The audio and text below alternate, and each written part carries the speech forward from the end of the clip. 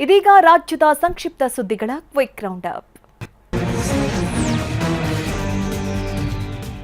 Honey trap gang ಅನ್ನು arrest ಮಾಡುವಲ್ಲಿ ದಾವಣಗೆರೆ ಪೊಲೀಸರು ಯಶಸ್ವಿಯಾಗಿದ್ದಾರೆ. ಶ್ರೀಮಂತ ಯುವಕರನ್ನೇ ಟಾರ್ಗೆಟ್ ಮಾಡ್ತಾ ಇದ್ದ ಪಂಚಮಿ ಯುವಕರನ್ನ ನಿರ್ಜನ ಪ್ರದೇಶಕ್ಕೆ ಕರೆದೊಯ್ತಾ ಇದ್ಲು.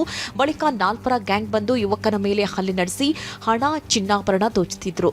ಸದ್ಯ ಆರೋಪಿಗಳನ್ನು ಬಂಧಿಸಿರುವ ಪೊಲೀಸರು 80.16 ಗ್ರಾಂ ಚಿನ್ನಾಭರಣ ವಶಕ್ಕೆ ಪಡೆದಿದ್ದಾರೆ.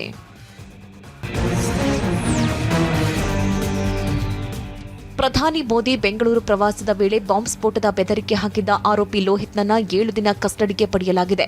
ಪ್ರಕರಣ ಸಂಬಂಧ ಪೊಲೀಸರಿಗೆ ಯಾವುದೇ ಸಾಕ್ಷಿ ಸಿಗದ ಹಿನ್ನೆಲೆ ಲೋಹಿತ್ನಿಂದ ಹೆಚ್ಚಿನ ಮಾಹಿತಿ ಪಡೆಯಲು ಕಗ್ಲಿಪುರ ಠಾಣೆ ಪೊಲೀಸರು ಆರೋಪಿಯನ್ನ ಕಸ್ಟಡಿಗೆ ಪಡೆದಿದ್ದಾರೆ.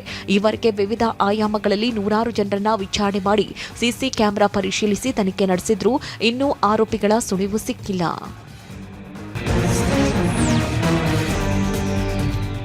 ಕೋಟಿನಾಡು ಚಿತ್ರದುರ್ಗದ ಸರ್ಕಾರಿ ಮೆಡಿಕಲ್ ಕಾಲೇಜು ಹಾಗೂ ಆಸ್ಪತ್ರೆ ನಾಮಕಾವಸ್ಥೆ ಎಂಬಂತಾಗಿದೆ. ಮಕ್ಕಳ ವಾರ್ಡ್ನಲ್ಲಿ ಸ್ವಚ್ಛತೆ ಎಂಬುದು ಮರೀಚಿಕೆಯಾಗಿದೆ.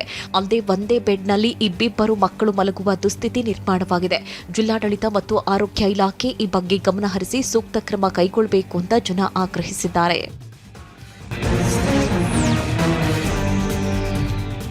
ನೀಟ್ ಪರೀಕ್ಷೆಯಂತೆ ಕೃಷಿ ಪ್ರಾಯೋಗಿಕ ಪರೀಕ್ಷೆಯಲ್ಲೂ ಅಕ್ರಮ ನಡೆದಿರುವ ಶಂಕೆ ವ್ಯಕ್ತವಾಗಿದೆ. ಚಿತ್ರದುರ್ಗದ ಹಿರಿಯೂರು ಪರೀಕ್ಷಾ ಕೇಂದ್ರದಲ್ಲಿ ಪರೀಕ್ಷೆ ಬರೆದ 74 ವಿದ್ಯಾರ್ಥಿಗಳಿಗೆ 200ಕ್ಕೆ 200 ಅಂಕಗಳು ಬಂದಿದೆ. ಮೇ 10ರಂದು ರಾಜ್ಯದ 17 ಕೇಂದ್ರಗಳಲ್ಲಿ ಪರೀಕ್ಷೆ ನಡೆದಿದ್ದು, ಉಳಿದ 16 ಕೇಂದ್ರಗಳಲ್ಲಿ 24 ವಿದ್ಯಾರ್ಥಿಗಳಿಗೂ 200 ಅಂಕ ಬಂದಿದೆ. ಹಾಗಾಗಿ ಕೆಇಎ ನಡೆಸಿರುವ ಕೃಷಿ ವಿಜ್ಞಾನ ಪ್ರಾಯೋಗಿಕ ಪರೀಕ್ಷೆಯಲ್ಲೂ ಅಕ್ರಮ ನಡೆದಿರುವ ಶಂಕೆ ವ್ಯಕ್ತವಾಗಿದೆ.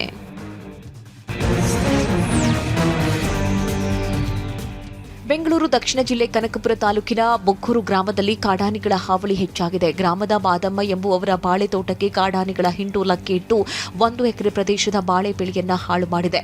ಲಕ್ಷಾಂತರ ರೂಪಾಯಿ ಮೌಲ್ಯದ ಬಾಳೆ ಬೆಳೆ ನಾಶವಾಗಿದ್ದು, ಅರಣ್ಯ ಇಲಾಖೆ ಅಧಿಕಾರಿಗಳ ವಿರುದ್ಧ ರೈತರು ಆಕ್ರೋಶ ವ್ಯಕ್ತಪಡಿಸಿದ್ದಾರೆ.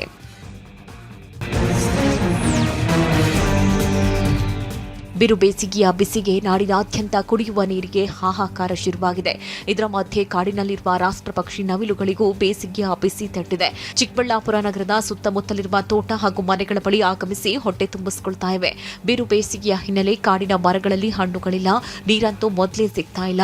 ಇದರಿಂದಾಗಿ ನವಿಲುಗಳು ಹಿಂಡು ಹಿಂಡಾಗಿ ನಾಡಿನತ್ತ ಮುಖ ಮಾಡ್ತಾ ಇವೆ.